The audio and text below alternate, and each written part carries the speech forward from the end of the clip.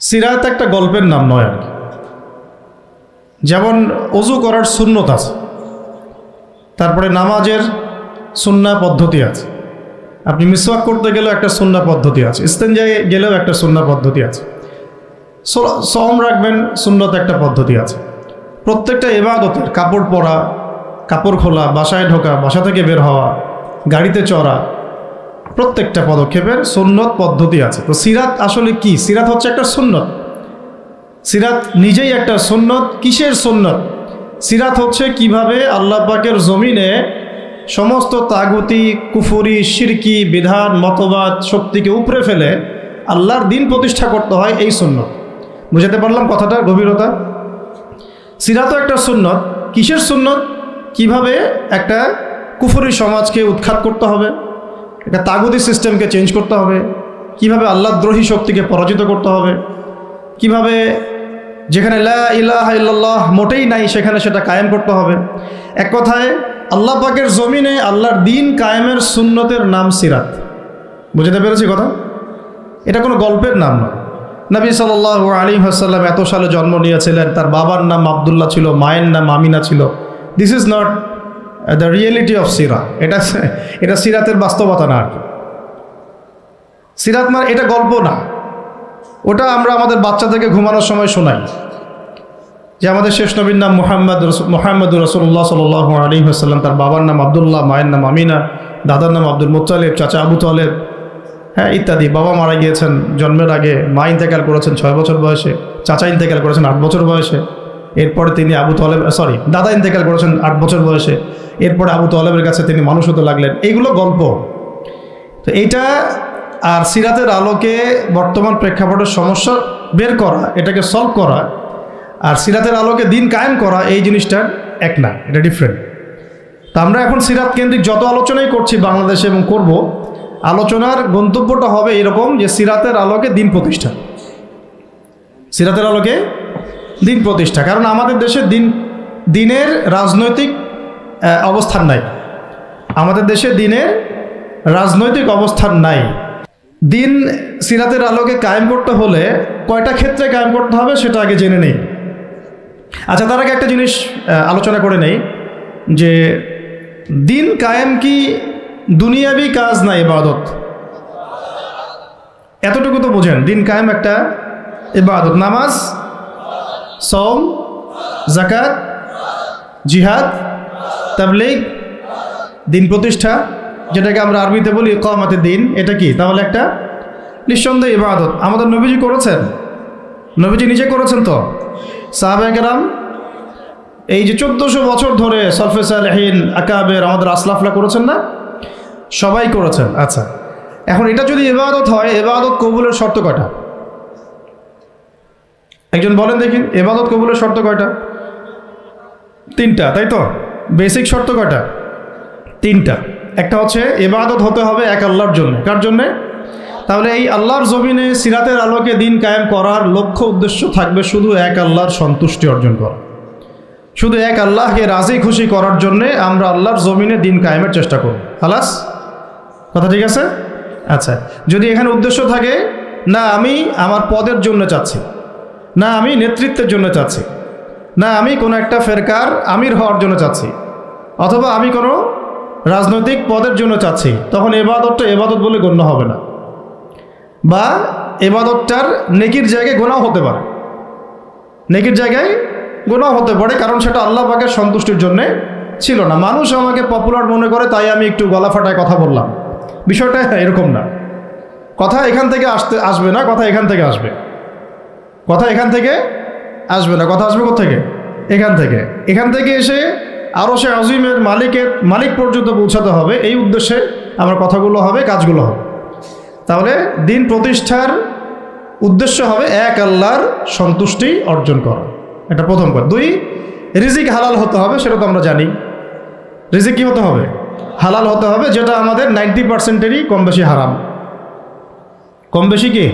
90%-এরই হারাম। দাড়ি টুপি পাগড়ি জুব্বা পরে আমরা যারা চলাফেরা করি, আমাদেরও বহু মানুষের রিজিক হারাম। অনেকেই সুদি কারবার করি, সুদি লেনদেন করি, অনেকেই মাপে কম দেই, অনেকে আবার আল্লাহর রাস্তায় সময় দিচ্ছি, বোনের সম্পত্তি দেই না, অনেকে দেখা যায় মাল সিন্ডিকেট করি, দাড়িওয়ালা লোক ফার্ম কাটে বসে ব্যবসা করছে, মাপে কম দিচ্ছে। দাড়িওয়ালা লোক যাত্রাবাড়িতে তার একটা গোডাউন আছে, সেখানে সে পণ্য মজুত করছে, সিন্ডিকেট করে দাম বাড়াচ্ছে। রিজিকটা কি হালাল হলো না হারাম হলো? তো রিজিক হালাল হওয়াটা এত কঠিন শর্ত, যেটা এই যুগে আসলে উতরে ওঠা খুব কঠিন। এই কারণে বহু কিছু হচ্ছে, আবেগ অনেক কিছু হচ্ছে, বড় বড় অনেক লেকচার আমরা দিচ্ছি ঠিকই, বাস্তবতা আসছে না, বাস্তবতা আসছে না। বাস্তবতা হচ্ছে এমন যে আমাদের একজন উপদেষ্টা সাহেব বসে আছেন, তার সামনে দাঁড়িয়ে আলোচনা যিনি করছেন, বক্তব্য যিনি দিচ্ছেন, উচিত ছিল তাকে বসিয়ে মাইক্রোফোন দেয়া আর তার দাঁড়িয়ে আলোচনা শোনা। উচিত ছিল সেই ওস্তাদকে মাইক্রোফোন দিয়ে বসতে বলা এবং তার উচিত ছিল দাঁড়িয়ে থেকে তার কথা শোনা।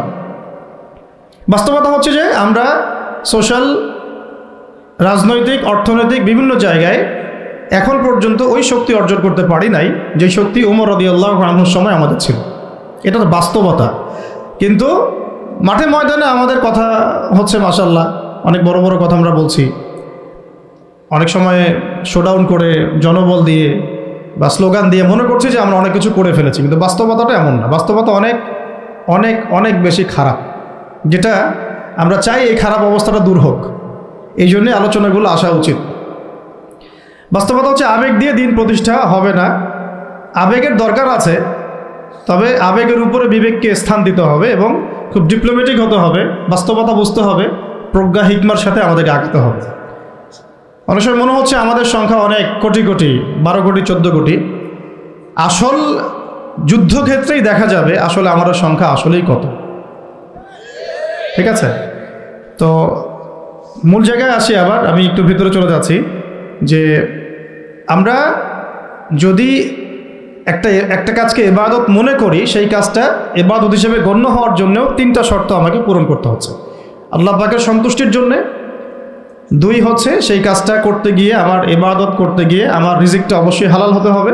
এই দুটোতেই আমরা আটকে গেছি। কিন্তু কারাগারে আমাদের ওলামায়ে কেরামগণ বসেছিলেন, তারা আলোচনা করছিলেন যে আমরা সবাই এক সেলে বসে আছি, আসলে কি সমস্যা? সবাই সমস্যা নিয়ে মোজাকারা করছে না, কিন্তু সমস্যাটা কি হলো? তো নাম বলতে চাচ্ছি না, আমাদের অনেক শ্রদ্ধেয় ওলামায়ে কেরাম তাদের অনেকেই বলেছিলেন যে মনে হয় ইখলাস ঠিক নাই, মনে হয় ইখলাস ঠিক নাই। হ্যাঁ, যদি ইখলাস ঠিক না থাকে কাজে বরকত আসবে না। ইখলাস কি? শুধু আল্লাহর জন্য করব, যাই করি শুধু আল্লাহর জন্য করব, মানুষকে দেখানোর জন্য না, জনপ্রিয়তা পাওয়ার জন্য না, মানুষের বাহবার জন্য না। এমনকি আমি যদি চাই বাংলাদেশের শরিয়া আইন কায়েম হোক, সেটা চাবো আল্লাহর জন্যে, আমি ক্ষমতায় গিয়ে কায়েম করব এই জন্য না। এটা আল্লাহ পাক XYZ যে কাউকে দিয়ে করাইতে পারেন। সেটা আমি হইতে পারি, আপনি হইতে পারেন, যে কেউ হতে পারে, কিন্তু আমি চাচ্ছি শরিয়া আইন বাস্তবায়িত হোক। যদি আমি এভাবে চিন্তা করি যে না আমাকে যেতে হবেই, আমি সেই কাজ করব, আমারই ক্ষমতা দরকার, তাহলে এটা হবে দুনিয়ার জন্য কাজ করা, আমি আমার ক্ষমতার জন্য করছি। তো মূল বিষয়টা হচ্ছে সাহাবায়ে কেরাম রাদিয়াল্লাহু আনহুম আজমাইন তারা নিজেরা দায়িত্ব এড়িয়ে যেতেন, মানুষ জোর করে তাদেরকে দায়িত্ব দিতেন। এর ফলে কাজে বরকত হতো, ইখলাস ঠিক থাকতো। তারা দিনের বেলা ঘোড়সাওয়ার থাকতেন, রাতের বেলা দরবেশ থাকতেন। এই জন্যই দেখা যায় যে উমর রাদিয়াল্লাহু আনহুর খেলাফতের সময় একটা বকরির বাচ্চাও না খেয়ে মারা যায় নাই। সুবহানাল্লাহ। আর একটু আগে তো আপনাদেরকে একটা এক্সাম্পল দিলাম যে আপনাদের 3 বারে রাস্তাঘাটের কি অবস্থা। তাহলে 50 বছর, স্বাধীনতার 50 বছর ধরে যারা পুরো বাংলাদেশের রাস্তাই ঠিক করতে পারে নাই, তারা কত বড় দুর্নীতিবাজ চিন্তা করে নাই। 50 বছর ধরে একটা দেশকে রাডারবিহীন থাকতে হচ্ছে, স্যাটেলাইটবিহীন থাকতে হচ্ছে, পারমাণবিক কোনো অস্ত্র নাই, নিউক্লিয়ার কোনো মিসাইলস নাই, কোনো জিওপলিটিক্যাল বড় বড় রাষ্ট্রের সাথে অ্যালায়েন্স নাই। পক্ষান্তরে উল্টা কুফার, তাগুত, মুশরিকদের দাসত্বে আমাদেরকে নিয়ে গেছে। তাহলে 50 বছরের খেয়ানতের লিস্ট করলে মনে আসমান, এক আসমান থেকে দ্বিতীয় আসমান পর্যন্ত হবে আর কি লিস্টটা। এত খেয়ানত 50-60 বছর হয়ে গেছে। এখনও যে বিষয়গুলো নিয়ে আমাদের কথা বলতে হচ্ছে, এটাই হচ্ছে সবচেয়ে লজ্জা। এই বিগত স্বাধীনতার 50 বছরে আমাদের এমন একটা জেনারেশন রেডিমেড পাওয়া উচিত ছিল যাদের ঘরে ঘরে আলেম, ঘরে ঘরে হাফেজ। এখন ঘরে ঘরে খুঁজলেও বোম মারলেও আলেম বের হয় না, ঘরে ঘরে খুঁজে ছান মারলে একটা করে হাফেজ বের হয় না, আলেম বের হয় না। ঘরে ঘরে ছান মারলে যে কোনো একটা টিকটকার ঠিকই বের হয়। এই বাস্তবতা। বাস্তবতা আর আমাদের স্বপ্নের মধ্যে আসমান জমির পার্থক্য আছে, এগুলো হাসির কোনো বিষয় না, এটা হচ্ছে বাস্তবতা। মানে পুরা প্রাইমারি স্কুল থেকে শুরু করে প্রাইমারি স্কুলের শিক্ষক, প্রাইমারি স্কুলের টিচার এবং স্টুডেন্ট, হাই স্কুলের স্টুডেন্ট, হাই স্কুলের টিচার, অনার্সের স্টুডেন্ট, অনার্সের টিচার, মাস্টার্সের স্টুডেন্ট, মাস্টার্সের টিচার, তারপরে যে বিবিএ, এমবিএ, তারপরে যে আপনার প্রাইভেট ইউনিভার্সিটি ইত্যাদি ইত্যাদি, ইভেন বিসিএস সেক্টর, শিক্ষা কমিশন, এমপি, মন্ত্রী, পার্লামেন্ট, সবগুলোকে যদি একটা জায়গায় আপনি বসান, সবাইকে এই 15-16 কোটি মানুষকে একটা জায়গায় বসান, দেখবেন যে এদের 90% কোরআন তেলাওয়াতি করতে পারেন। 50 বছর হয়ে গেছে স্বাধীনতা। তাহলে কাদেরকে নিয়ে আপনি হিন্দুস্তানকে মোকাবেলা করতে চাচ্ছেন? কাদেরকে নিয়ে আপনি যে রামবাম, প্রগতিশীল এবং এই ইসকন টিসকনকে মোকাবেলা করতে যাচ্ছেন? কাদেরকে নিয়ে? আবেগ দিয়ে তো হবে না। আর তাদের ব্যাপারটা তো এতই স্ট্রং, তারা তো এমনভাবে তাদের মানে আগ্রাসন লালন করছে যে ওরা যদি পারত এখন পুরো বাংলাদেশটাকে ওদের মানচিত্রভুক্ত করে ফেলত। ষড়যন্ত্র কিন্তু এই পর্যন্ত, এটা আমরা বুঝি আর না বুঝি। আর আমরা তো খুব সাম্প্রদায়িক সম্প্রীতির বয়ান দিচ্ছি এখন আর কি। বিগত সময়ে কিছু রাজনীতি হয়েছে জঙ্গিবাদ শব্দটা দিয়ে, জঙ্গিবাদ শব্দ দিয়ে রাজনীতি করা হয়েছে। এটা থাকুক আর না থাকুক, বায়বীয়ভাবে একটা প্রতিষ্ঠা করার চেষ্টা করা হয়েছে, এটা দিয়ে রাজনীতি করা হয়েছে। সবাই সবার স্বার্থে কথাটাকে ব্যবহার করেছে। আসলে এটা একটা বায়বীয় শব্দ ছিল, কোনো অস্তিত্ব নাই। এখন রাজনীতি করা হচ্ছে নতুন করে সংখ্যালঘু শব্দ দিয়ে। কি দিয়ে? সংখ্যালঘু। তো সংখ্যালঘু শব্দ দিয়ে যে রাজনীতি করা হয়, তো সংখ্যালঘু যারা, তারা সংখ্যাগুরু কমিউনিটির মধ্যে সাইফুর রহমানকে এভাবে দিনে দুপুরে কুপিয়ে হত্যা করে কিভাবে? আমরা তো সংখ্যাগরিষ্ঠ, তো সংখ্যাগরিষ্ঠ মানুষের মধ্যে একজনকে সংখ্যালঘু একজন হত্যা করে কিভাবে? এর আগে ফরিদপুরে হয়েছে, আমরা তখনও সাম্প্রদায়িক সম্প্রীতির বলি আওড়াইলাম। চট্টগ্রামে হইল, এখনও সাম্প্রদায়িক সম্প্রীতির বলি আওড়াচ্ছি, ঠিক আছে? এবং আমাদের সবাইকে বোঝানো হচ্ছে যে সবাই শান্ত থাকেন, কেউ কোনো রকমের টু শব্দ করবেন। আচ্ছা, করলাম না, টু শব্দ করলাম না, শান্ত থাকলাম, ধৈর্য ধরলাম, ঠিক আছে। এরপরও যদি আরও 10 জনকে মারা হয় তখন, এরপর যদি আরও 10 জনকে মারা হয় তখন আপনি আমাকে গ্যারান্টি দেন যে মারা হবে না। আপনারা আমাদেরকে গ্যারান্টি দেন যে মারা হবে না। যদি মারা হয় তখন আপনি বলছেন মারা হবে না ইনশাআল্লাহ, ঠিক আছে। যদি মারা হয় তখন, এখন আমি ধৈর্য ধরলাম, এখন আমি সাম্প্রদায়িক সম্প্রীতির কথা বললাম, এখন আমরা চুপ থাকলাম, কেউ এগ্রেসিভ কোনো ভূমিকায় গেলাম না, এবং যাওয়া উচিত না, ঠিক আছে, খালাস। আর আপনি আমাকে গ্যারান্টি দেন এই ঘটনাগুলো আগামীতে ঘটবে না। প্রশাসন গ্যারান্টি দেন, সরকারে যারা আছেন গ্যারান্টি দেন। দিতে পারবেন? যদি দিতে না পারেন কেন পারবেন না? যদি দিতে না পারেন তাহলে গ্যারান্টি কেন দিতে পারবেন না? তার মানে আপনার প্রশাসন ফেল করেছে এখানে। সেই ভাইকে হত্যা করা হয়েছে, সেই ভাইয়ের হত্যাকারী যদি 20 জন 30 জন হয়, প্রশাসনের পক্ষে এটা কোনো বিষয় না 30 জনকে কারাগারে নিয়ে আসা এবং আচ্ছা মতো রিমান্ডে সিদ্ধ ডিম ঢোকানো, কোনো বিষয় না। রিমান্ডে ওলামায়ে কেরামের পা ভেঙে দিতে পারেন, তাহলে এটা কেন পারছেন না? তাহলে আপনারা আসলে আমাদেরকে কানাকে মক্কা দেখাচ্ছেন, আপনারা কানাকে মক্কা দেখাচ্ছেন, এই তো। এখন যদি গ্যারান্টি না দিতে পারেন তার মানে এই সমস্যাটা থাকতে পারে। গ্যারান্টি না দিতে পারার অর্থই হচ্ছে আপনি নিজেই ভয় পাচ্ছেন, নিজেই আপনি শিওর না যে সমস্যাটা আসবে কি না। কারণ আপনি জানেন যে আমি সমস্যাটাকে ডিল করতে পারি নাই, আসতেও পারে, এই জন্য আমি গ্যারান্টি দিতে পারছি না। আমাদের উপদেষ্টাদেরকে বলেন গ্যারান্টি দিতে যে এরকম ঘটনা আগামীতে আর কখনো ঘটবে না। আমরা তো সবাই শান্ত আছি, কেউ তো একটা টোকাও পর্যন্ত দেয়নি, কাউকে দিয়েছেন? আচ্ছা, ঠিক আছে। আবার আমি প্রশ্ন করছি, যদি গ্যারান্টি না দিতে পারে এবং না দিতে পারাটাই তাদের ব্যর্থতা, এবং এর যদি উপযুক্ত বিচার তারা করতে না পারে, না করতে পারাটাই ব্যর্থতা সংখ্যাগরিষ্ঠ মুসলিম রাষ্ট্রে, তাহলে এই ঘটনা যদি আগামী 1 বছরে, 2 বছরে, 5 বছরে আবারও রিপিটেড হয় এবং একজনের জায়গায় 3 জন, 4 জন, 5 জন, 10 জন পর্যন্ত পৌঁছায়, তখন আপনাদের ভাষাটা কি হবে? তখন আপনারা কি ভাষায় কথা বলবেন আর আমাদেরকে কি বুঝাবেন? এটা আমার প্রশ্ন। আরও প্রশ্ন আছে, সাইফুর রহমান যদি আপনার ছেলে হইতো তাহলে কি হতো? সাইফুর রহমান যদি আমাদের উপদেষ্টাদের কেউ হতো তাহলে কি হতো? সাইফুর রহমান যদি আমাদের যে ওলামায়ে কেরামগণ, শ্রদ্ধার সাথেই বলছি, বিনয়ের সাথে, আপনাদের যদি ছেলে হতো আপনারা কি সেম কথা বলতেন কিনা? সাইফুর রহমান যদি আপনার মেয়ের জামাই হতো তাহলে আপনি সেম কথা বলতেন কিনা? এই জায়গাগুলোতে অনেক গ্যাপস আছে। আমাদের এত স্বার্থপর চিন্তা চেতনা যে আমার তো আর নিজের ছেলে মরে নাই, আমার তো আর নিজের ভাইকে মারা হয় নাই, আপনি তো তাকে আপনার ভাই মনে করতে পারছেন না। এখন পর্যন্ত আপনি সাইফুর রহমানকে আপনার ভাই মনে করতে পারেন নাই। সবাই চুপ। আর আমাদের কিছু সুরসুরি মানহাজের কিছু মানুষ আছে, সুরসুরি আর গিরগিটি মানহাজ, মানে তাগুতের নাম এক্স হইলেও তার পক্ষে, ওয়াই হইলেও তার পক্ষে, জেড হইলেও তারই পক্ষে, সবসময় চুপ। একদম সুরসুরি মার্কা ঠান্ডা ঠান্ডা মানহাজ মানুষকে দেওয়া হয় এবং তারা একটু জনপ্রিয়, এই কারণে জনগণও চুপ হয়ে যায়। তাদের একটা স্ট্যাটাস দেখে মানুষ চুপ। হ্যাঁ, আমার তো আকাবির, আমার তো অমুক, আমার স্কলার এই বলছে, আমার শায়েক এই বলছে, বাস আমি চুপ। আপনি তো নিজের চিন্তাটাকে বিক্রি করে দিয়েছেন মানুষের কাছে, নিজের চিন্তাটাকে আপনি বিক্রি করে দিয়েছেন। একজন সেলিব্রিটি স্কলার এসে একটা স্ট্যাটাস দিল যে সবাই শান্ত থাকেন, কেউ কোনো কথা বলবেন না। কেন কথা বলবো না আমি? শান্ত থাকেন বলার আগে আপনার বলা উচিত ছিল যে আমার ভাইকে এভাবে মারা হয়েছে, আমি এর তীব্র নিন্দা জানাই এবং এর বিচার আমি দাবি করি। তারপরে আপনি বলতে পারতেন আপনারা শান্ত থাকেন, আমরা বিষয়টা ডিল করছি।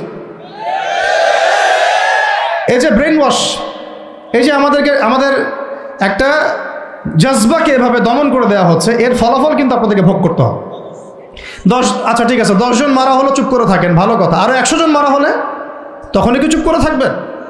যদি একটা জেলার উপর আক্রমণ হয় তখনই কি চুপ করে থাকবেন? আপনারা শয়তান থেকে পালাতে চাচ্ছেন, কিন্তু শয়তান তো আপনাকে ছাড়বে না। আপনি কিছু বলেন আর নাই বলেন, আমি বলছি না এখনই বলেন, আমি বলছি আপনি এই হত্যার উপযুক্ত বিচার আমাদের সামনে নিশ্চিত করেন। জাতির সামনে এই 20-30 জন লোককে হাজির করে প্রকাশ্যে ফাঁসি দিয়ে দেখান যে হ্যাঁ আমরা সাইফুর রহমানের পক্ষে আছি। কিছুই করতে পারেন নাই পর্যন্ত, আপনারা কিছুই করতে পারেন নাই। ফরিদপুরের ঘটনা কিছু করতে পারেন নাই। এরকম ঘটনা বিচ্ছিন্ন না, এরকম ঘটনা বাংলাদেশের লাস্ট 5 বছরে এবং বিগত 15 বছরে অনেকগুলো হয়েছে। কিছু ঘটনা আমরা জেনেছি, কিছু ঘটনা আমরা জানি না, বেশিরভাগই আমরা জানি না। তো এই যে সমস্যাগুলো আমি সিরাত থেকে কেন বলছি, কারণ সিরাতে আপনাকে এগুলো সমাধান দিবে। আর এই বিষয়টা আমাকে খুব পীড়া দিচ্ছে ভিতর থেকে, যেটা আমাদের আচরণ, আমরা যে এত বেশি মানে দাসত্বের একটা ইয়াতে চলে আসছি, মেজাজটা আমাদের দাসত্বের মতো চলে আসছে। আমরা শত্রুর চোখে চোখ রেখে কথাই বলতে পারি না। শত্রুর চোখে চোখ রেখে কথা না বললে তো সে আমাকে দাম দিবে না। কই, সে তো চায়নার সাথে এসব ডিল করতে পারে না, সে তো ইভেন পাকিস্তানের সাথেও তো পারে না। পাকিস্তানে কি খুব মুসলিমদের ঐক্য আছে নাকি? না, নাই তো। ওর ইন্টারনাল অবস্থা তো আমাদের চেয়ে অনেক সময় খারাপ। কয়েকটা পারমাণবিক বোম আছে, এই কারণে তার দিকে তাকাতে পারে না। স্বাধীনতার 50 বছরে কয়টা মিসাইল তৈরি করলেন? একটাও তো তৈরি করার ফিকির করলেন। তাহলে বিগত 50 বছরের ইতিহাস যদি আমরা ঘাঁটি, তাহলে দেখব যে যত রকমের মানব রচিত তন্ত্রমন্ত্র আছে, এই তথাকথিত গণতন্ত্রই বলেন, আর এই জাতীয়তাবাদের কথাই বলেন, আর এই তথাকথিত ধর্মনিরপেক্ষতাবাদ, আর এই কমিউনিজম যা আছে সব ফেল করেছে। পশ্চিমা সব মতবাদ এখানে এমনভাবে ফেল করেছে যেটা ইতিহাসে বিরল। তাহলে একটা মাত্র পথ আপনাদের সামনে এখন খোলা আছে, যেই পথ দিয়ে এই সমস্ত সমস্যার সলিউশন আনা সম্ভব। সেই পথটাই হচ্ছে ওই যে লেখা আছে, সিরার আলোকে উম্মার সংকট নিরসন কর। ওই সিরাতের আলোকে যদি উম্মার সংকট নিরসন করতে না পারি, আর কোনো রাস্তা আমাদের সামনে খোলা নাই। দিন কায়েমের শর্ত 3টা বলেছেন না? 3 নম্বর শর্তটাই হচ্ছে এটা যদি ইবাদত হয়, দিন কায়েম যদি একটা ইবাদত হয়ে থাকে, তাহলে সেই ইবাদত কবুল হবে শুধু একজন ব্যক্তির তরিকায়। কার তরিকায়? মুহাম্মদ রাসূলুল্লাহ সাল্লাল্লাহু আলাইহি ওয়াসাল্লামের তরিকায়। ইবাদত হতে হবে এক আল্লাহর জন্যে, হালাল রিজিক থাকতে হবে, এবং তরিকা হতে হবে কার? মুহাম্মদ রাসূলুল্লাহ সাল্লাল্লাহু আলাইহি ওয়াসাল্লাম। তো মুহাম্মদ সাল্লাল্লাহু আলাইহি ওয়াসাল্লামের তরিকাই হচ্ছে সিরাত, যেটার মধ্য দিয়ে আমরা দিন কায়েম করবো ইনশাআল্লাহ। আর কোনো রাস্তা খোলা নাই। যত তন্ত্রমন্ত্র নিয়ে আসো, যত তন্ত্রমন্ত্র, এখন তো 4টা-5টা আছে, আরও যদি নতুন কোনো তন্ত্রমন্ত্র নিয়ে আসে, তারপরেও এই জাতির মুক্তির কোনো পথ নাই সিরাত ছাড়া। এখন আমাদেরকে আগে সিরাত পড়তে হবে ভাই, সবাইকে আগে সিরাতটা পড়তে হবে। সিরাত পড়লে পরে আপনারা বুঝতে পারবেন যে ইনশাআল্লাহ তাআলা কোন পথে আমাদেরকে হাঁটতে হবে। এখানে টপিক অনেক ডিপ দেওয়া হয়েছে, অত ডিপে গেলে আমাদের সারা রাত চলে যাবে। আমি শুধু ভাষা কয়েকটা পয়েন্ট বলতেছি, একটু মনোযোগ দেন। নবী সাল্লাল্লাহু আলাইহি ওয়াসাল্লাম যখন থেকে কাজ শুরু করেছেন, কাজ বলতে আমি দাওয়াতের কাজ বোঝাচ্ছি, তখনকার সমাজটা কিন্তু আমাদের মতো এতটাও মানে কমফোর্টেবল ছিল না। একটা অমুসলিম রাষ্ট্রে তিনি দাওয়াতের কাজ শুরু করেছেন। মক্কা কি ছিল? একটা মুসলিম রাষ্ট্র না অমুসলিম রাষ্ট্র? অমুসলিম একটা রাষ্ট্রে তিনি অ্যাজ এ নবী তার দাওয়াতের কাজ শুরু করেছেন। সুবহানাল্লাহ। এবং তিনি সেই রাষ্ট্রের একজন পরিচিত ব্যক্তিত্ব, যাকে আস-সাদিক আল-আমিন বলে ডাকা হয়, যার আগেও কোনো গুনাহ নাই, পরেও কোনো গুনাহ নাই। এমন একজন ব্যক্তিত্ব তিনি, যার আগেও কোনো গুনাহ নাই, পরেও কোনো গুনাহ নাই, এবং তিনি একটা অমুসলিম রাষ্ট্রে ওহী প্রাপ্ত হয়ে দাওয়াতের কাজ শুরু করলেন। আর আমরা তো মুসলিম রাষ্ট্রে বসে আছি, আমরা তো মক্কায় নাই। আমরা কি মক্কায় আছি? আমরা তো মক্কায় নাই। যদি মক্কায় না থাকি তাহলে এরকম নতজানু পররাষ্ট্রনীতি কেন? আমরা যদি মক্কার মতো পরিবেশে না থাকি তাহলে এত নতজানু পররাষ্ট্রনীতি কেন? তাহলে ভারতের মধ্যে আমাদের যে মুসলিম ভাইরা আছে তারা কি করবে? তাহলে ভারতে যে মুসলিম ভাইরা আছে তারা কি করবে? তারা কি ওদের পা ধরে ইয়ে করবে, সালাম করবে? হিন্দুদের পা ধরে সালাম করবে? বলেন তো। আমরা তো একটা মুসলিম রাষ্ট্রে আছি, তো মুসলিম রাষ্ট্রে থাকতে এত নতজানু পররাষ্ট্রনীতি কেন? এত দাসত্বের শৃঙ্খল কেন? তো তিনি দাওয়াতের কাজ শুরু করেছেন প্রথম কি দিয়ে, এটা একটা ফ্যাক্ট। আমরা আসলে আলোচনাগুলো আপনাদের চাইতে তাদের শোনা দরকার, যারা আলোচনা যারা করে আর কি। মানে আমি চাই বেশি বেশি তাদের সাথে কনভারসেশন করতে, যারা উম্মাকে নিয়ে ফিকির করেন, কোন দাওয়াতের কাজ করতে চান, বা মুআল্লিম বা আলেম বা হাফেজ, তাদের সাথে কথা বলা দরকার। তাদেরকে আগে বোঝানো দরকার বিষয়গুলো। অনেকেই বুঝেন না। অনেকে বায়াবিও দাওয়াতি কাজ করছেন উইদাউট এনি প্ল্যাটফর্ম। অনেকে দাওয়াতি কাজ করছেন উইদাউট এনি কানেকশন উইথ ওলামা। আলেমদের সাথে কোনো কানেকশন নেই, দাওয়াতের কাজ করতে আসেন, একটা বায়াবিও প্ল্যাটফর্ম ক্রিয়েট করে রাখতেছেন। তো আমাদেরকে আগে তাদের সাথে কথাবার্তা বলা দরকার, যে মৌলিকভাবে আমরা আসলে কিভাবে আগাবো আর কি। প্র্যাকটিক্যাল কথায় আসেন। এই যে আমরা এতগুলো কথা বলছি না, আমি আপনাদেরকে পুরা পথ পদ্ধতি এখানে গিলায় খাওয়াই দিতে পারবো, কিন্তু বিশ্বাস করেন গিলে খাওয়ার পরে আপনি কিছুই করতে পারবেন না। কেন পারবেন না? আপনার কোনো অ্যাসোসিয়েশন নাই, কোনো ফাউন্ডেশন নাই, কোনো সংগঠন নাই, কোনো রাজনৈতিক ক্ষমতা নাই, কোনো রাজনৈতিক দলও নাই, রাজনৈতিক কোনো অ্যাপ্রোচও নাই।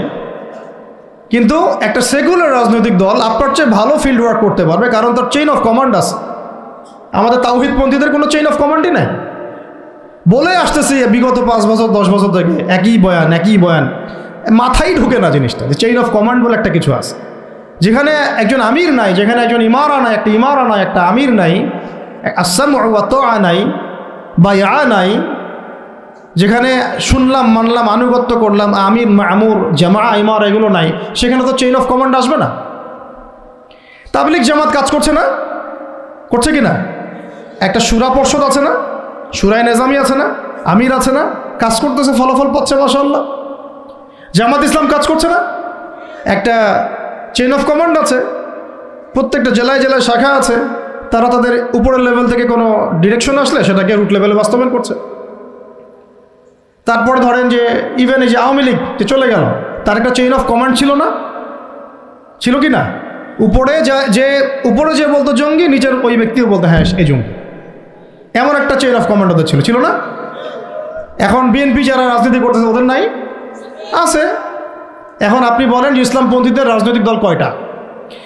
একটা আছে আমাদের শাসনতন্ত্র, একটা হচ্ছে হেফাজত ইসলাম। আর কি হেফাজত ইসলাম তো আসলে কোনো রাজনৈতিক ব্যাকগ্রাউন্ড থেকে আসে না, এটা এসেছে, আপনারা তো জানেন হিস্ট্রি, কোন প্রেক্ষাপটে এটা তৈরি হয়েছে, শাপলা চত্বরে ঘটনা, তাই না? আর জামাত ইসলাম। আর কথা হচ্ছে যে আমাদের তো মানে পৃথক পৃথক প্ল্যাটফর্মগুলোর মধ্যে একটা ঐক্যবদ্ধ সমন্বয় সবার আগে দরকার, তারপরে আমাদের একটা বৃহত্তর চেইন অফ কমান্ড দরকার। তখন কি হতো যে উপর থেকে একটা কিছু ছেড়ে দিলে একদম নিচ পর্যন্ত আসতে সময় লাগতো না। এখন এগুলোর বাইরে আবার যারা চান যে না কোরআন এবং হাদিস, ইসলামী ইমারা শরিয়া এগুলো বাস্তবায়ন হবে, দাওয়াতের সাথে সাথে জিহাদ থাকতে হবে এবং আমরা কোনো গণতন্ত্র সেকুলারিজম এইসব পশ্চিমা আদর্শে যাব না, তারা ফেসবুকে বায়োবিও ঘুরে বেড়াচ্ছেন। সব ফেসবুকে বায়োবিও ঘুরে বেড়াচ্ছেন, ইউটিউবে ইন্ডিভিজুয়ালি কাজ করছেন, সবার নিজস্ব স্বতন্ত্র মার্কাস, মাক্তাবা ইত্যাদি ইত্যাদি, কোনো সমন্বিত প্রয়াস নাই। এইভাবে তো হবে না। এইভাবে কি হবে? সর্বোচ্চ এককভাবে কিছু দাওয়াত দেওয়া যাবে। কিন্তু নবী সাল্লাল্লাহু আলাইহি ওয়াসাল্লাম ওহী প্রাপ্ত হওয়ার পরেই দাওয়াতের যে কাজ শুরু করলেন, এটাই চেইন অফ কমান্ড। সুবহানাল্লাহ। একটা জামাআর মধ্যে তিনি সবাইকে নিয়ে আসছেন। খেয়াল করে দেখেন, প্রথম ওহী আসলো কি সংক্রান্ত? ইকরা বিসমি রাব্বিকাল্লাযী খালাক। এই তো পড়ুন আপনার রবের নামে যিনি আপনাকে সৃষ্টি করেছে। তো পড়া, তিনি কি পড়তে পারতেন? তিনি তো পড়তেও পারতেন না। তিনি তো বলছিলেন যে মা আনা বিকারি, আমি তো পড়তে জানি না, তারপরে তাকেই পড়তে বলা হচ্ছে। আপনি পড়ুন, কারণ এই জ্ঞানতাত্ত্বিক রেভলিউশন ব্যতীত সমাজ সংস্কার সম্ভব না। এখন আমরা সমাজ সংস্কার সবাই করতে চাচ্ছি, কম বেশি সবার জায়গা থেকে। পড়াশোনা কেউ করতে চায় না।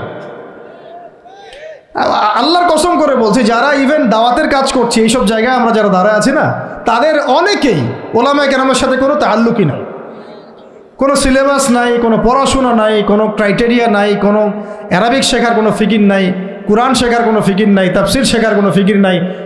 আমি দাওয়াতের কাজ করতেছি, সুবহানাল্লাহ, মানুষ আমাকে সেলিব্রিটি মনে করে, দ্যাটস অল। এভাবে হয়? এভাবে কি দাওয়াতের কাজ হয়? অথচ নবী সাল্লাল্লাহু আলাইহি ওয়াসাল্লামকে আল্লাহ পাক পড়তে বলছেন। তাহলে প্রথম দরকার আমাদের জ্ঞানতাত্ত্বিক রেভলিউশন। যেটা বললাম যে বিগত 50 বছরে অলরেডি আমাদের ঘরে ঘরে একজন করে আলেম, একজন করে হাফেজ থাকা উচিত ছিল। এটা বিগত 50 বছরের শিক্ষা সিস্টেমটা এমনভাবে সাজানো হয়েছিল যেটা একটা ধর্মনিরপেক্ষ শিক্ষা সিস্টেম। এটা এই যে একটা ছেলে বসে আছে 30 বছর বয়স, ওর তো অধিকার ছিল যে সে এসএসসি, এইচএসসি, অনার্স মাস্টার্স লেভেলে এসে কোরআনের অর্থ করার যোগ্যতা অর্জন করবে। এটা তার রাইটস ছিল। অ্যাজ এ মুসলিম কান্ট্রির একজন সিভিলিয়ান হিসাবে তার রাইটস ছিল এটা, যে আমি একজন মুসলিম কান্ট্রির সিভিলিয়ান, আমার রাইটস আছে স্কুলে গিয়ে কোরআন শেখার, কলেজে গিয়ে কোরআনের তাফসীর শেখার, অনার্স লেভেলে গিয়ে হাদিস পড়তে শেখার, হাদিসের মুতাআলা করার। ইভেন সে মাস্টার্সের পরে ইফতা দেওয়ার মতো যোগ্যতা অর্জন করতে পারত যদি শিক্ষা সিস্টেমটার মধ্যে সমন্বয় থাকতো। কিচ্ছু করা হয় না এইসব লেভেলে। 50 বছর ধরে এই জাতিকে শিক্ষার অন্ধকারে রাখা হয়েছে। কওমি মাদ্রাসাগুলো যদি না থাকতো, এই দেশ থেকে ইসলামকে মিটাই ফেলে দিত এরা। শুধু কওমি মাদ্রাসাগুলোর এই মেহনতগুলো যদি না থাকতো, তাহলে অরিজিনাল ইসলামকে তারা মিটাই ফেলে দিত বাংলাদেশ থেকে। টিকে আছে এখন। কিন্তু আমি ওইদিকে যাচ্ছি না, ওইটা অন্য আলোচনা। এটা আমাদের ভিতরের কথা হচ্ছে একজন জেনারেল শিক্ষিত ছেলে যে এদেশের মুসলিম নাগরিক, তার রাইটস আছে প্রাইমারি স্কুলে সে কোরআন তেলাওয়াত করা শিখতে পারে নাই। কেন পারে নাই? পিতা মাতাও তো মাশাআল্লাহ সুবহানাল্লাহ সেই কোয়ালিটি। ছেলে 10 বছরে কিছু শিখুক না শিখুক, বাংলা ইংরেজি অঙ্ক তাকে শিখতে হবে। কোরআন হাদিস এগুলো তো কোনো বিষয়, এগুলো কোনো বিষয় হলো? আপনাদের কাছে আল্লাহর কসম এগুলো দামি নাই। ওই একদিন দুদিন ওয়াজ মাহফিলে আইসা আবেগ দেখান। কোরআন হাদিসের পরে যদি মহব্বত থাকতো, ছেলেকে তো আলেম বানাইতেন আপনি, ছেলেকে তো আপনি একজন হাফেজ বানাইতেন কমপক্ষে। আপনি তো ছেলেকে এমনভাবে গড়ে তুলেছেন আপনার জানাজাই পড়তে পারবে না। তো আমাদের এই স্কুল কলেজ পড়ুয়া ছেলে মেয়েদের রাইটস ছিল এগুলো শিখতে পারে নাই। অনার্সে পড়ে তার বয়স কত? 20 থেকে 25 বছর। 25 বছরে সে 25টা সূরা জানে না, 25টা সূরার নামই জানে না, 25টা সূরার নাম বলতে পারবে। কোরআন বিধান কায়েম করতে আসছেন আপনি, সুবহানাল্লাহ। 25টা হাদিস বলতে পারেন না, 25 জন নবীর নামও বলতে পারে না। ইভেন আমাদের নবী সাল্লাল্লাহু আলাইহি ওয়াসাল্লামের সিরাতের জীবনীটা, পাতলা কিতাবটাও সে কখনো জীবনে পড়ে দেখে না। এই অবস্থা মাস্টার্সেও বিসিএসেও সব জায়গায় একই চলছে। বিসিএসের যে ভাইবা হয় সেখানে কি ইসলাম ধরা হয়? বিসিএসের ভাইবা যখন হয় তখন তাকে কোরআন তেলাওয়াত জিজ্ঞাসা করা হয়? তাহলে আপনি কোরআন তেলাওয়াত করতে পারেন না, রাষ্ট্র চালাবেন কীভাবে? কোরআনের সাথে কোনো তাআল্লুক নাই। তার মানে আপনাদের কনসেপ্ট হচ্ছে রাষ্ট্র আলাদা, কোরআন আলাদা, মানে রাষ্ট্র চালাতে কোরআন লাগে না। আপনার কনসেপ্ট এটাই। হ্যাঁ, না হলে তো কোরআন আপনি আনতেন সিলেবাসে, তাফসির আনতেন, হাদিস আনতেন, সিরাত আনতেন। আপনার কনসেপ্ট হচ্ছে রাষ্ট্র আলাদা, কোরআন আলাদা, হাদিস আলাদা, এগুলো পড়াশোনা আলাদা, ব্যাংকিং সিস্টেম, ইকোনমিক্স আলাদা, ইসলাম আলাদা, তাই না? রাজনীতি আলাদা, ইসলাম আলাদা, তারপরে সংস্কৃতি আলাদা, ইসলাম আলাদা, শিক্ষানীতি আলাদা, ইসলাম আলাদা। এই কনসেপ্ট হচ্ছে এদেশের 90% মানুষের কনসেপ্ট। এরা সবাই শিরকের মধ্যে আছে, আল্লাহর কসম করে বলতেছে। সবাই শিরকের মধ্যে আছে, এরা সবাই ধর্মনিরপেক্ষ সেকুলার। এই বাদ দিয়ে আমরা যারা দাড়ি টুপিওয়ালা কিছু মানুষ আছি, আমরা একটু মৌলবাদী চিন্তা করি আর কি। আমরা চিন্তা করি যে ইসলাম ব্যক্তিগত জীবনেও থাকবে, সংস্কৃতির মধ্যেও থাকবে, শিক্ষানীতিতেও থাকতে হবে, অর্থনীতিতেও থাকতে হবে, ইভেন রাজনীতির মধ্যেও থাকতে হবে।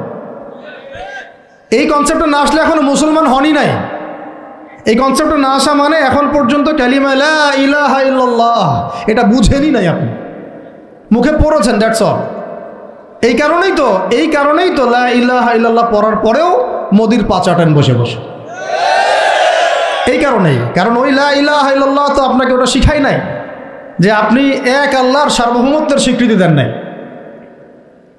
তো এই হলো সমস্যাগুলো। তো সমস্যার গোড়ায় অনেক কথা আছে। এখন নবী সাল্লাল্লাহু আলাইহি ওয়াসাল্লাম কিন্তু দাওয়াতের কাজটা, এই যে সিরাতের আলোকে যেটা বলছেন সমাজ সংস্কার এবং দিন প্রতিষ্ঠা এবং সমকালীন সব সংকট দূর করা, এটা শুরু করতে হবে জ্ঞানতাত্ত্বিক রেভলিউশন থেকে। পড়াশোনা করা শুরু করে দেন, আদারওয়াইজ আপনাদের সামনে ধ্বংস ছাড়া কিচ্ছু বাকি নেই। কি পড়াশোনা করবেন? অবশ্যই ইসলামিক কারিকুলাম থাকতে হবে। এরপরে আপনি জেনারেল লাইনের পড়াশোনা করেন, কোনো সমস্যা নেই। আর এই পড়াশোনা একা একা করা যাবে না, ওস্তাদের সহবত লাগবে, ওলামায়ে কেরামের সহবত লাগবে। আমি তো এটা বলি যে আপনি কারো লেকচার শোনার আগে আপনি আগে চেক করবেন যে তার ওস্তাদ কে, কোথায় সেদিন শেখে, কার কাছ থেকে সেদিন শেখে, কোত্থেকে সে এই ইলমগুলো অর্জন করছে, তার লোক কোথায়। আবেগে ভাসলে হবে না এখন বিষয়টা। তো পড়াশোনার এখন যে আরও 20 বছর পড়াশোনা না করে আমি কোনো কাজ করতেই পারবো না এমনটাও না, কিন্তু পড়াশোনা আগে শুরু করে। এখন আপনার কাজ পড়াশোনা শুরু করা, ইকরা বিসমি রাব্বিকাল্লাযী খালাকের হক আদায় করা এবং ওস্তাদের সহবতে থাকা। যেমন জেনারেল লাইনে পড়েছেন 20 বছর, একা একা কি পড়েছেন না, প্রতিষ্ঠানে গিয়েছেন, ডেইলি ক্লাস করেছেন, টিচারের সহবতে ছিলেন, বেতন দিয়েছেন, ব্যাসে থেকেছেন, তারপরে আরও কি করেছেন, বাবার জমি বিক্রি করে দিয়েছেন, বাবা মায়ের জমি বিক্রি করে। সেম অন্ততপক্ষে এতটুকু যতটুকু আপনি জেনারেল লাইনের জন্য করেছেন, জেনারেল লাইনে যদি যতটুকু করেছেন, ত্যাগ, শ্রম, মেধা খরচ, কষ্ট স্বীকার করা, এর যদি অর্ধেকও যদি দিন শিক্ষার জন্য করতে না পারেন, আপনি নিজেও মুনাফেক। আমরা নিজেরাও মুনাফেক তখন। বেশক আমাদের মধ্যে নেফাকি আছে, সুবহানাল্লাহ। আপনি একটা ডিগ্রির জন্য একেবারে 20 বছর ঢালতে পারেন, 20 কোটি টাকা ঢালতে পারেন, বাপের জমি বিক্রি করতে পারেন, মেসে থাকতে পারেন, ঢাকা বিশ্ববিদ্যালয়ের সেই লাইফ লিড করতে পারেন, এক বিছানায় 2 জন থাকি, ফ্লোরের মধ্যে ফ্লোরিং করে থাকা, হাজার হাজার লাখ লাখ টাকা খরচ করা, কষ্ট করে সকালে ওঠা, রাত জাগা, পড়া, পরীক্ষা দেওয়া, অ্যাসাইনমেন্ট, কত কি। আমি তো জানি এগুলো, আপনারা তো অনেকে না জানেন, আমি তো জানি, আমরা তো ইউনিভার্সিটিতে পড়েছি। তো এই পরিশ্রমগুলো আপনি করছেন অনলি ফর একটা সার্টিফিকেট আর একটা চাকরির জন্যে, আর এর 10% কেন 5% আপনি করতে চান না দিনী শিক্ষার জন্যে। তো আমি মুনাফেক না হলে এই পৃথিবীতে আর মুনাফেক কে আছে? তো এই মুনাফেকদেরকে দিয়ে আপনি দিন কায়েম করবেন নাকি? শোনেন, আবেগ দিয়ে বিপ্লব হয়। আবেগ দিয়ে কি হয়? আবেগ দিয়ে বিপ্লব হতে পারে, আবেগ দিয়ে শরিয়া খিলাফা কায়েম হয় না। আবেগই হয়ে একটা বিপ্লব হতে পারে, কিন্তু আবেগ দিয়ে শুধু আবেগ দিয়ে শরিয়া খিলাফা কায়েম হবে না। শরিয়া খিলাফা কায়েম হয়েছে কাদের হাতে? সাহাবীদের হাতে। কাদের হাতে? আমাদের জিন্দেগি যখন সাহাবীওয়ালা হবে তখন শরিয়া কায়েম হবে। পড়াশোনা করে না, সাহাবীওয়ালা জিন্দেগি কীভাবে যাপন করবে? ওলামায়ে কেরামের সাথে তাআল্লুক নাই, সাহাবীওয়ালা জীবন কীভাবে যাপন করবে? নামাজের ঠিক নাই, সাহাবীওয়ালা জীবন হইল কীভাবে? কোরআন তেলাওয়াত করতে পারেন না, সাহাবীওয়ালা জীবন হইল? দিনের জন্য আমর বিল মারুফ নাহি আনিল মুনকারের কাজ নাই, ওই যোগ্যতাও নাই, তাহলে সাহাবীওয়ালা জীবন হইল কি? চেহারা সুরতের মধ্যে ইসলাম নাই, সুন্নতের প্রতি পাবন্দি নাই, সাহাবীওয়ালা জিন্দেগি হলো কি? সাহাবীদের হাতে বদর যুদ্ধ হয়েছে, জয়লাভ করেছে। উহুদ প্রায় জিতেইছি, এটা জিতেই বলা যায়, সাময়িক বিপর্যয় হয়েছে। খন্দক, খায়বার, মুতায়ার মুখ কাঁপিয়ে দিয়েছে কারা? সাহাবীরা। তো সাহাবীওয়ালা ইমান, সাহাবীওয়ালা আমল, সাহাবীওয়ালা আখলাক, সাহাবীওয়ালা মেহনত হলে পরে বাংলার মাটিতে দিন কায়েম হবে। না হওয়া পর্যন্ত এই লাভঝাপ করতে থাকা, আজকে এই বিষয় কালকে ওই বিষয়, আজকে এই ইস্যু কালকে এই ইস্যু, এগুলোই চলতে থাকবে। আমরা এটা চাই না। আমরা চাই এখন যেহেতু দাওয়াতের একটা সুবর্ণ সুযোগ আমাদের সামনে এসেছে, এখন যেহেতু আল্লাহ পাক, এটা আল্লাহ পাকের রহমত, এখানে সবাই ক্রেডিট নেওয়ার প্রতিযোগিতায় লিপ্ত আছে। আমার ক্রেডিটে হয়েছে, আমি এই করেছি, আমি সেই করেছি। এখন তো এমন দেখা যাচ্ছে যে ওই সময় কিছু বলেও নাই, সেও এসে এখন প্রধান উপদেষ্টার পাশ আটতেছে বসে বসে। কি সুবহানাল্লাহ, মানে রক্ত দিল এক ভাই, মানে বছরের পর বছর কারাগারে পচে মরল একদল, বছরের পর বছর দিনের পর দিন মাসের পর মাস আয়না ঘরে ধুকে ধুকে মরল আর একদল। ঠিক আছে, বললাম তখন থেকে বের হলে কেউ সুস্থ থাকে না। বছরের পর বছর মামলা মোকদ্দমা হচ্ছে একদল, এক একজনের ঘাড়ে 3টা 4টা 5টা 10টা 20টা করে মামলা। হ্যাঁ, তারপরে বছরের পর বছর এই ফ্যাসিজমের বিরুদ্ধে দাঁড়ানোর কারণে দেশ থেকে বিতাড়িত হয়েছে একদল, হয় নাই? শাপলা চত্বরে রক্ত দিয়েছে আর একদল। তারপরে এই ছাত্র ভাইদের হাজার হাজার পঙ্গু হয়ে পড়ে আছে বিভিন্ন জায়গায় আর একদল, আর শত শত মানুষ রাস্তায় প্রাণ দিল আর একদল, আর উড়ে এসে জুড়ে ক্ষমতায় বসলো আর একদল। সার্কাস সার্কাস চলতেছে, এবং এখন তাদের লেজুর ভিত্তি করতেছে আরেক দল,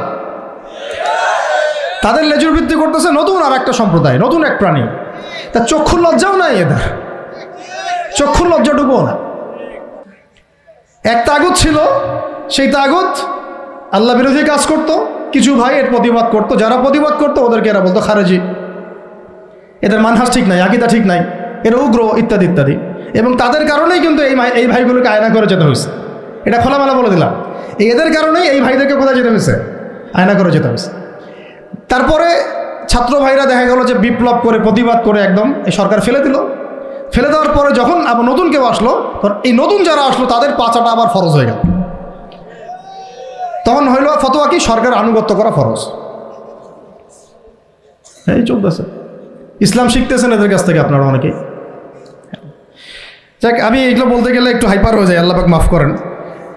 আস্তাগফিরুল্লাহ আল্লাযী লা ইলাহা ইল্লা হুয়াল হাইয়ুল কাইয়ুম ওয়া আতুবু ইলাইহি। মূল পয়েন্টে আসি, অনেক লম্বা আলোচনা করতে পারবো না। এই শুরুটা করবেন কোত্থেকে বলেন? না, শুরুটা করবেন একবার ইখলাস ঠিক রাখা।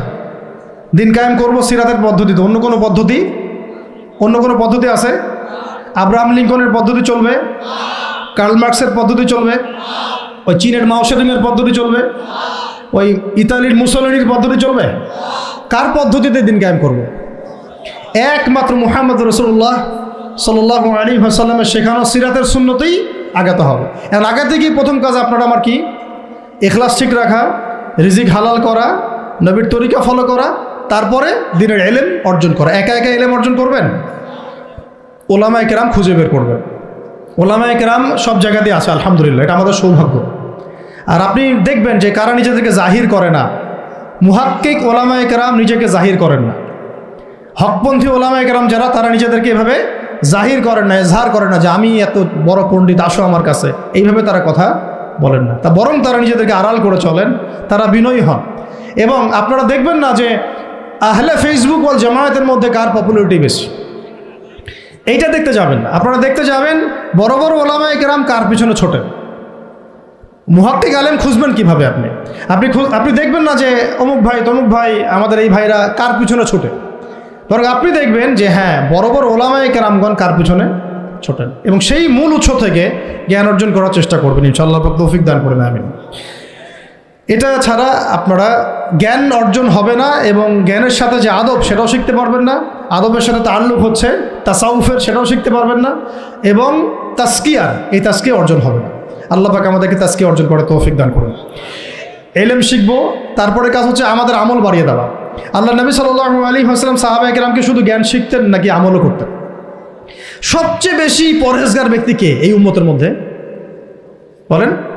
আমাদের নবী সাল্লাল্লাহু আলাইহি ওয়াসাল্লাম। হ্যাঁ, তিনি তো অবশ্যই। তারপরে আবু বকর রাদিয়াল্লাহু আনহু, ওমর ইবনুল খাত্তাব, আলী ইবনে আবি তালেব, উসমান বিন আফফান রাদিয়াল্লাহু আনহু আজমাইন, প্রত্যেক সাহাবী। তো সাহাবীদের আমল একটু দেখেন, সারাদিন রাত তারা কেমন কি করতেন, কিভাবে কাটাতেন।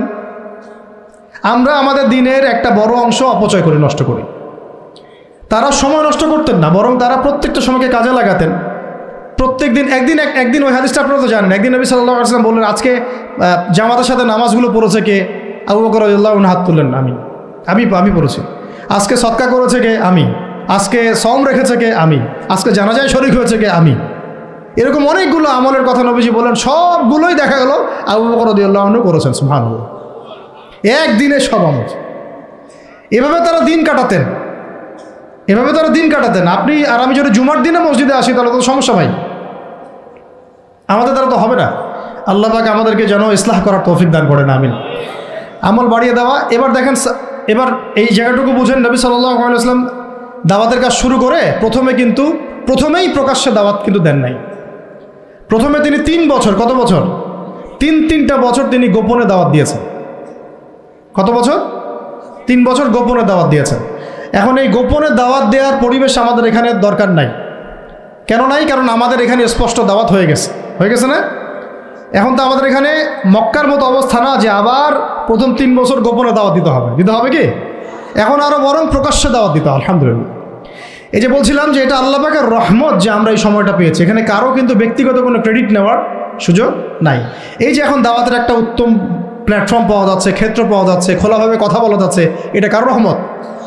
এটাকে কাজে লাগিয়ে আরও 5 বছর 10 বছর আমাদেরকে দাওয়াত দিতে হবে।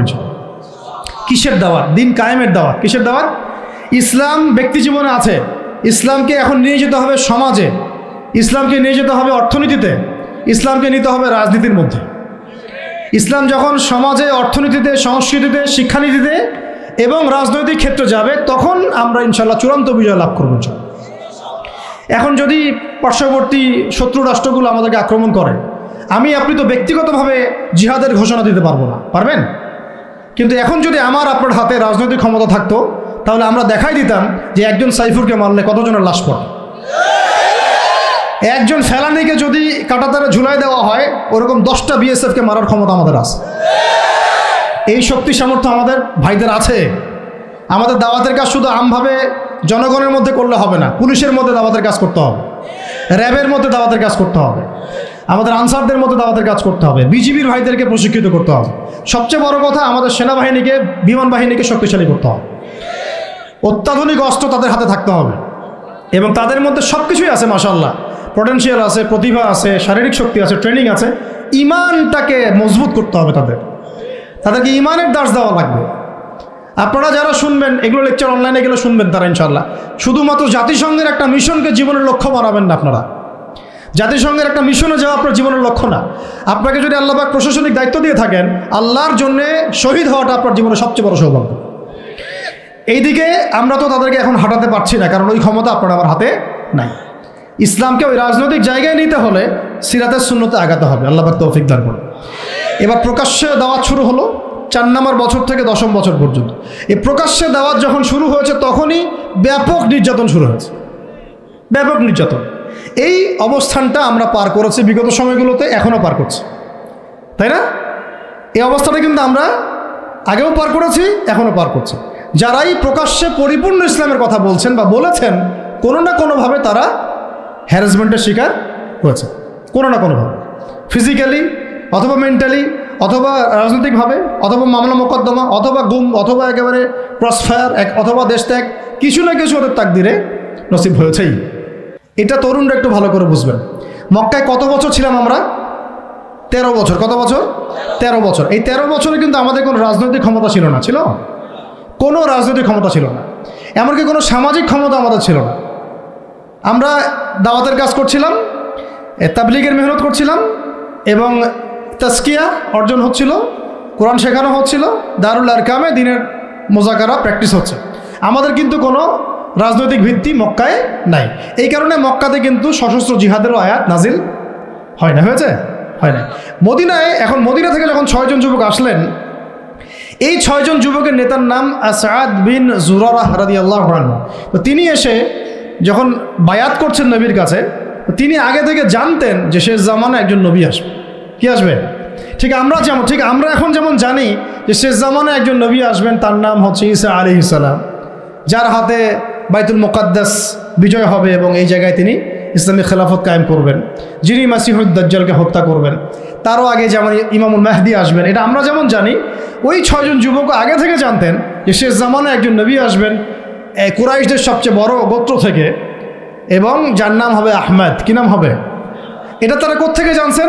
আগের তাওরাত ইনজিলে লেখা আছে, আগের তাওরাতে ইনজিলে লেখা আছে। এই জন্য আমরা বলি যে শেষ জামানার জ্ঞান অর্জন করাটা খুব জরুরি, না হলে আমরা কখন কি হচ্ছে এটা মোটটা বুঝতে পারবো না। এই পড়াশোনাগুলো আমাদের সিলেবাস থেকে আমরা উঠিয়ে দিয়েছি।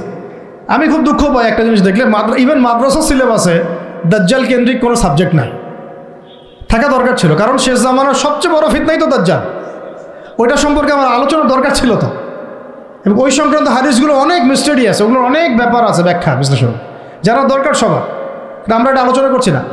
আর আপনাদের শিক্ষা সিস্টেমে তো নাই, জেনারেলদের মধ্যে তো নাই, এখানে তো বললাম 25 বছরের সিরাতই নাই। যাই হোক, আল্লাহ পাক যেন এমন শিক্ষানীতি আমাদেরকে প্রণয়ন করার তৌফিক দান করেন যার মধ্য দিয়ে একজন ব্যক্তি উভয় শিক্ষা শিক্ষিত হবে ইনশাআল্লাহ। এই যে ইয়াসরিবের 6 জন যুবক, তারা যখন ইসলাম কবুল করে চলে গেল, তারা বসে থাকে নাই। যুবকরা এটা ভালো করে শুনেন, তারা ইসলাম কবুল করার পরে কেউ বসে থাকে নাই, তারা দাওয়াতের কাজ করতে থাকলেন। মদিনায় গিয়ে, কোথায়? মক্কাও অমুসলিম রাষ্ট্র, মদিনাও কি তখন কিন্তু অমুসলিম রাষ্ট্র, তখন কিন্তু সবাই মদিনা ইসলাম কবুল করে নাই। আর আমরা বসে আছি বাংলাদেশে মুসলিম রাষ্ট্রে, তাও দাওয়াতের কাজ নাই। কথা বুঝতে পারছেন? তারা অমুসলিম রাষ্ট্রে নিজের জীবনের ঝুঁকি নিয়ে, তারা তো তখন সবাই কাফের, মুশরিক, তাই না, মূর্তি পূজারী, তাদের মধ্যে দাওয়াতের কাজ করেছে। যেমন ভারত একটা রাষ্ট্র, এটা একেবারে মূর্তি পূজারী রাষ্ট্র, তাই না, গরুর গোবর টোবর খেয়ে বেড়াচ্ছে।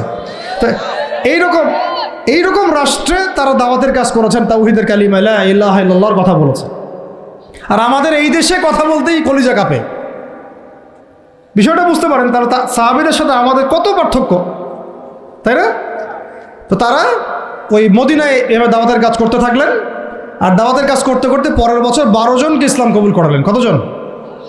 এবার 12 জন মিলে আবার আসছেন পরের বছর আকাবার বায়াতে। এই 12 জনকে নবী সাল্লাল্লাহু আলাইহি ওয়াসাল্লাম বায়াত করালেন। বায়াত একটা কিন্তু গুরুত্বপূর্ণ বিষয় ইসলাম। আপনি মুখে মুখে একজনকে ভালোবাসেন, হ্যাঁ অমুক আলেমকে আমি খুব ভালোবাসি, অমুক ওস্তাদকে, অমুক শায়েখকে আমি খুব ভালোবাসি, কিন্তু আপনি তার হাতে বায়াতবদ্ধ না। এই ভালোবাসা একদিন থাকবে, একদিন নাও থাকতে পারে, ঠিক আছে? কিন্তু আপনি যখন কোনো মুহাক্কিক, কোনো আলেমের কাছে, কোনো বুজুর্গের কাছে, আল্লাহর ওলির কাছে বায়াতবদ্ধ থাকবেন, আপনার জীবনটা একটা গুছানো শৃঙ্খলার মধ্যে থাকবে। তার মাশওয়ারা ছাড়া আপনি ডানে বামে তখন উঠতে পারবেন। এটা জরুরি জিনিস ছিল, এটা আমরা স্কিপ করেছি। আর এটাকে অনেক কিছু ক্ষেত্রে কিছু ভণ্ড পীর নিয়েছে আর কি, তখন ওটা বিতর্কিত হয়ে গেছে। কিন্তু এটা কিন্তু একটা গুরুত্বপূর্ণ কাজ ছিল। যেমন আপনি কারো হাতে বায়াতবদ্ধ, তার মানে আপনি তাকে আপনার মুরব্বী মানেন। আপনার কি মানেন? মুরব্বী। এই সিলসিলা চলে আসছে রাসূল সাল্লাল্লাহু আলাইহি ওয়াসাল্লাম থেকে। এখন এই 12 জনকে নবীজি বায়াত করালেন। এই 12 জন একটা রিকোয়েস্ট করলো, ইয়া রাসূলুল্লাহ, আমাদের মদিনা একটা উর্বর জায়গা, আপনি যদি আপনার সাহাবীদের মধ্যে একজন যোগ্য সাহাবীকে পাঠাতেন, তাহলে উনি গিয়ে মদিনায় দাওয়াতের কাজ করতো, তাহলে ইসলাম আরও সম্প্রসারিত হতো। এটা কাদের কথা ছিল? এই 12 জনের।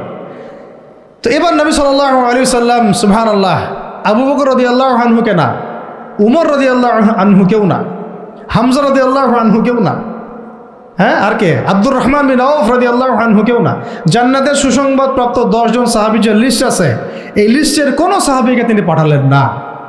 বরং তিনি একজন ধনির দুলাল ছিলেন, ইসলামের জন্য সব বিসর্জন দিয়েছেন, এমনভাবে বিসর্জন দিয়েছেন যে তার গায়ে ফসকা পড়ে গিয়েছিল। উহুদ যুদ্ধের দিন তাকে দাফন করা হয়েছে শাহাদাতের পরে, মানে কাফনের 2 টুকরা কাপড় পর্যন্ত পাওয়া যায় নাই। কিন্তু তিনি ছিলেন মক্কার ধনির দুলাল, যার পারফিউমের গন্ধ, মানে এক রাস্তা দিয়ে হাঁটলে ওই রাস্তা সবাই পেত যে হ্যাঁ এটা ওই ব্যক্তির পারফিউম। তার মতো কাপড় আর কারো ছিল না। এত লাক্সারিয়াস লাইফ লিড করতেন, বাংলাদেশের সবচেয়ে কোটিপতি ছেলের মতো মনে করেন। এইরকম ধনীর একজন দুলাল ইসলাম কবুল করার পর তার অবস্থা এমন হয়েছে যে তাকে এক কাপড়ে দাফন করা হয়েছে। সুবহানাল্লাহ। তা উহুদের মাঠে। বিখ্যাত সাহাবী, বিখ্যাত দাঈ আল্লাহ, তার নাম মুসআব বিন উমাইর রাদিয়াল্লাহু আনহু। মুসআব বিন উমাইর নাম মুখস্থ থাকবে তো ইনশাআল্লাহ। এইগুলো মুখস্থ করার উচিত। বাংলাদেশের মানুষ মানে কি বলবো, যে জয় বাংলা শব্দটা যতবার বলছে সাল্লাল্লাহু আলাইহি ওয়াসাল্লাম ততবার বলে নাই। এমন একটা জাহালাত। যারা আপনারা ধর্মনিরপেক্ষ রাজনীতি করেন, তারা আপনাদের নেতাদের নাম যতবার নেন, রাসূলের নামও ততবার নেন না। আবার আপনারা যারা ধর্মনিরপেক্ষ রাজনীতি করেন, আপনারা আপনাদের নেতার নাম যতবার নেন দিনে, আল্লাহ রসুলের নামও ততবার নেন না। তাহলে কিভাবে আপনাদের দ্বারা আমাদের কম সফল হবে? কিভাবে সফল হবে?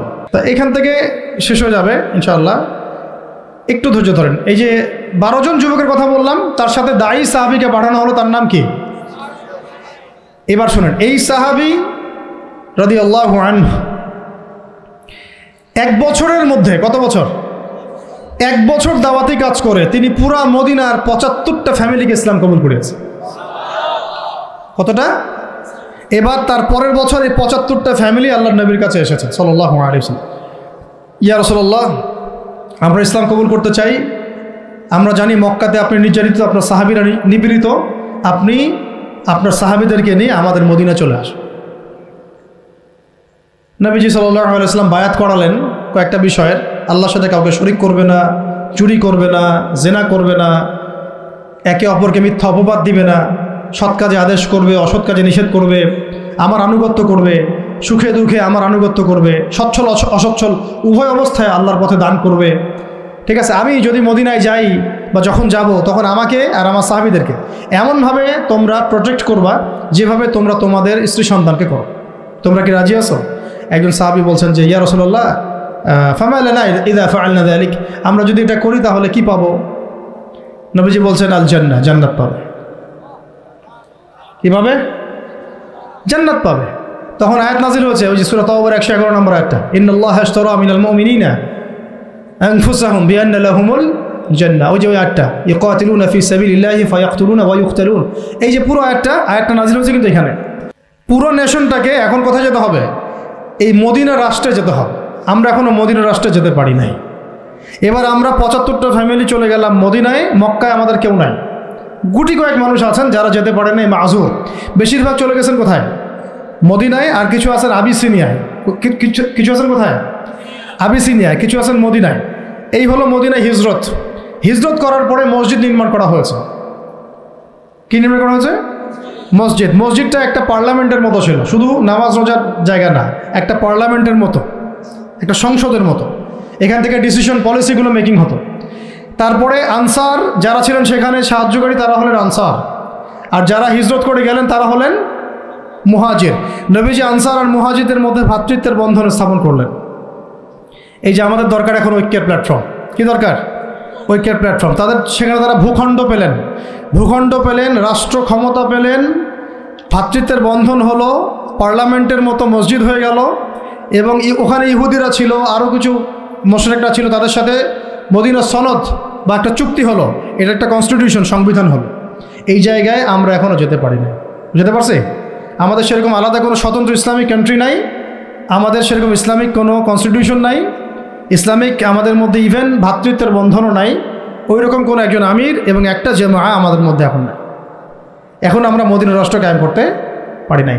মদিনা রাষ্ট্র কি সেকুলার রাষ্ট্র ছিল? ধর্মনিরপেক্ষ রাষ্ট্র ছিল কি?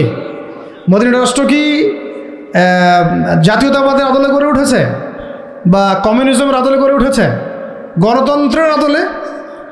মদিনা রাষ্ট্র গড়ে উঠেছে শরিয়ার আদলে, মানে কোরআন এবং সুন্নাহর বিধানের আলোকে। ওখানে কি অন্য ধর্মের মানুষরা ছিল না? ছিল। তাদের সাথে কোনো কনফ্লিক্ট হয়েছে? তাদের অধিকার খর্ব করা হয়েছে? হ্যাঁ, তাদের সাথে জুলুম হয়েছে? না, বরং তাদের সাথে আমরা হৃদ্যতা মহব্বতের সম্পর্ক রেখে চলেছি যতক্ষণ পর্যন্ত না তারা কোনো ফল্ট করেছে। যেমন বনু কোরাইজা ফল্ট করেছে, ওর সাথে যুদ্ধ হয়েছে, বের করে দিয়েছে। বনু নাজির ফল্ট করেছে, ওকে বের করে দেওয়া হয়েছে। বনু কাইনুকা ফল্ট করেছে, ওকে বের করে দেওয়া হয়েছে। যখন যে চুক্তি ভঙ্গ করেছে তখন তার সাথে আমরা আক্রমণাত্মক আচরণ করেছি, শাস্তিমূলক। কিন্তু যতক্ষণ পর্যন্ত ওরা চুক্তি ভঙ্গ করে নাই, আমরা সবাই মিলে একটা ঐক্য সংহতি রক্ষা করেই চলেছি। আমরা কি এখন ওরকম কোনো রাষ্ট্র পেয়েছি?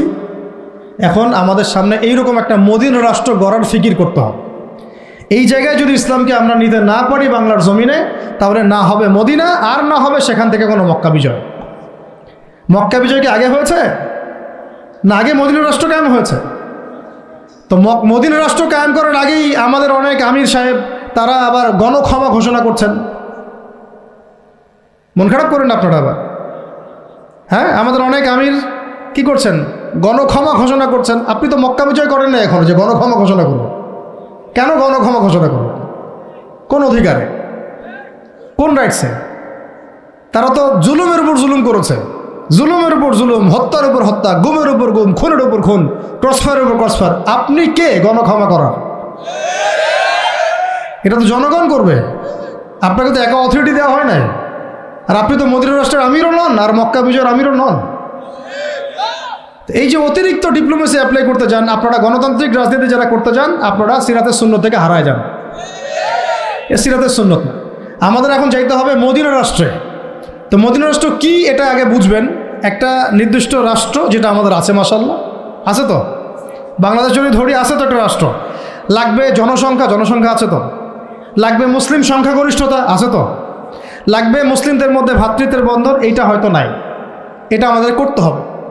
যে ভ্রাতৃত্ব জায়গায় দুর্বলতা সেটা অচিরেই ঘুচিয়ে ফেলতে হবে। আল্লাহ পাক তৌফিক দান করেন। লাগবে ইসলামিক সংবিধান, আছে নাই? 50 বছরও হয়েছে, তাহলে এখন সংবিধান সংস্কারের প্রশ্ন আসলে সবাইকে জবাব দিতে হবে, হ্যাঁ সংস্কার চাই, ইসলামিক সংবিধান চাই, ব্যাস খালাস। ওইটা না হলে তো আপনার রাষ্ট্র ইসলামিক হবে না। ওইটা না হলে কি রাষ্ট্র ইসলামিক হবে? আমাদের আবেগ, কেউ লিখে দিল উপরে বিসমিল্লাহির রহমানির রহিম, মানবরচিত সংবিধানের উপরে লিখে দিল বিসমিল্লাহির রহমানির রহিম। বাঙালি তো একদম আবেগে মাতোয়ারা, আরে বাপরে বাপ, আমাদের তো সংবিধানে বিসমিল্লাহ আছে। বিসমিল্লাহ বলে ভাই মদ খাইলে লাভটা কি? নিচে তো মদের লাইসেন্সের দেওয়ার কথাও আছে, নিচে তো ট্রান্সজেন্ডারও আছে, নিচে তো আরও অনেক কিছুই আছে, সমকামিতাও আসতেছে। তো বিসমিল্লাহ উপরে থাকলে আমার লাভ কি আর ক্ষতি কি? বিসমিল্লাহ উপরে থাকার পর যখন A to Z ইসলামিক থাকবে তখন বুঝবো হ্যাঁ এটা ইসলামিক কনস্টিটিউশন হয়েছে। আছে ওটা নাই? তাহলে এটা করতে হবে। তারপরে দেখবেন একজন আমাদের প্রেসিডেন্ট লাগবে, মুসলিম প্রেসিডেন্ট, যিনি উমর রাদিয়াল্লাহু আনহুর মতো ইনসাফ আদালত কায়েম করবেন ইনশাআল্লাহ। এবং আমরা আনসার ও মুহাজিরদের মধ্যে ভ্রাতৃত্বের বন্ধনে থাকবো, আপোষের মধ্যে কোনো কোন্দলে যাব না, তাদের আনুগত্য করে চলবো ইনশাআল্লাহ। আছে এরকম কিছু হয়েছে? হয় নাই। এরপরে নবী সাল্লাল্লাহু আলাইহি ওয়াসাল্লাম সামরিক বাহিনী গঠন করেছেন, এটা আমাদের আছে মাশাআল্লাহ, খালি তাদেরকে ইমানি প্রশিক্ষণ দেওয়া দরকার। এরপরে নবী সাল্লাল্লাহু আলাইহি ওয়াসাল্লাম অর্থনৈতিক ভিত্তি শক্ত করেছেন, আমাদের দেশে অর্থনৈতিক ভিত্তি শক্ত করার সুযোগ নাই? অবশ্যই আছে, এবং আমরা এটা করতে পারবো ইনশাআল্লাহ। এরপরে নবী সাল্লাল্লাহু আলাইহি ওয়াসাল্লাম সীমান্ত সুরক্ষা করেছেন, সীমান্ত সুরক্ষার আমাদের বাহিনী নাই, করতে পারবো ইনশাআল্লাহ। এরপরে তিনি করেছেন অস্ত্রশস্ত্র তৈরি করেছেন, দেশের মধ্যে মদিনাতেই তৈরি করেছেন। বদর যুদ্ধ করতে যাওয়ার সময়কার অস্ত্র কোথায় পেয়েছেন? তারা কিনেছেন কারো কাছ থেকে, তৈরি করেছেন কোথায়? মদিনায়। তো আমরা আমাদের দেশে বিশ্বমানের অস্ত্র তৈরি করতে পারি না? করা হয়েছে বিগত 50 বছরে, হয় নাই। তারপরে সারিয়া অভিযান হয়েছে, প্রথমেই কিন্তু গাজওয়ায়ে বদর হয় নাই, প্রথমেই কিছু কিছু সারিয়া হয়েছে, টহল বাহিনী পাঠিয়েছেন নবী সাল্লাল্লাহু আলাইহি ওয়াসাল্লাম, দেখো ওইখানে কাফেলা আক্রমণ করো, ওইখানে কাফেলা আক্রমণ করো। এবার ইসলাম আর ডিফেন্সিভ চিন্তা করে নাই, বরং ইসলাম সেনাবাহিনী প্রেরণ করেছে বিভিন্ন জায়গায় যুদ্ধের জন্য। অনেকগুলো সারিয়া হয়েছে, প্রায় 8টা-10টা। তারপরে আবু সুফিয়ানের কাফেলাকে আক্রমণকে কেন্দ্র করে বদরের যুদ্ধ হয়েছে। মদিনা রাষ্ট্র গড়ার পরে আস্তে আস্তে পররাষ্ট্রনীতি হয়েছে, বিভিন্ন গোত্রে গোত্রে দাওয়াত বাড়ানো হয়েছে। এরপরে আস্তে আস্তে মুসলিমদের রাষ্ট্রের আয়তন বাড়তে থাকছে, অর্থনীতি সমৃদ্ধ হতে রয়েছে। পাশাপাশি আমরা ওই হেরাক্লিয়াস, রোম সম্রাট হেরাক্লিয়াস, পারস্য, এইটা ওইটা পুরো বিশ্ব রাজনীতি তখন আমরা কাঁপায় ফেলছি। এক পর্যায়ে হুদাইবিয়ার সন্ধি হয়েছে, এই সন্ধির পরে আমরা ইহুদিদের সাথে যুদ্ধ করে খায়বার জয় করেছি। পরবর্তীতে তাবুক হয়েছে, মোতা হয়েছে, নবীর ইন্তেকাল পরে ইয়ারমুকও হয়েছে।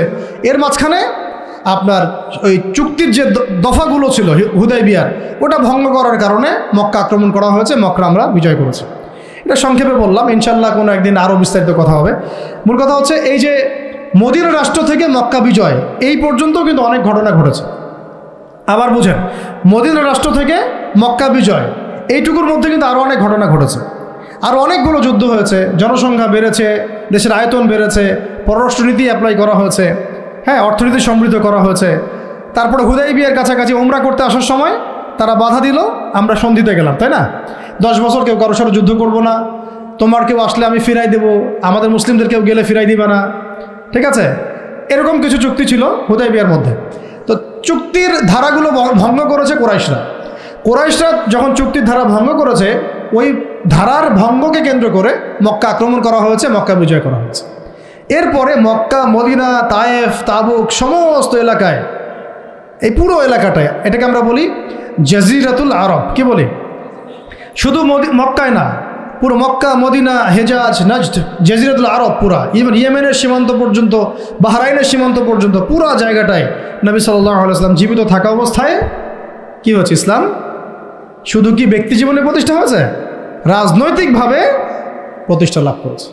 এই হলো সিরাতের সুন্নতের দিন কায়েমের একটা চূড়ান্ত বাস্তবতা, যা আমাদের নবী আমাদেরকে দেখিয়ে গিয়েছেন সাল্লাল্লাহু আলাইহি ওয়াসাল্লাম। এখন কথা হচ্ছে যে মক্কা বিজয় তো অনেক দূরের কথা, ওটা তো অনেক পরের কথা। আমরা কি আমাদের রাষ্ট্রটাকে মদিনার আদলে সাজাতে পেরেছি কিনা?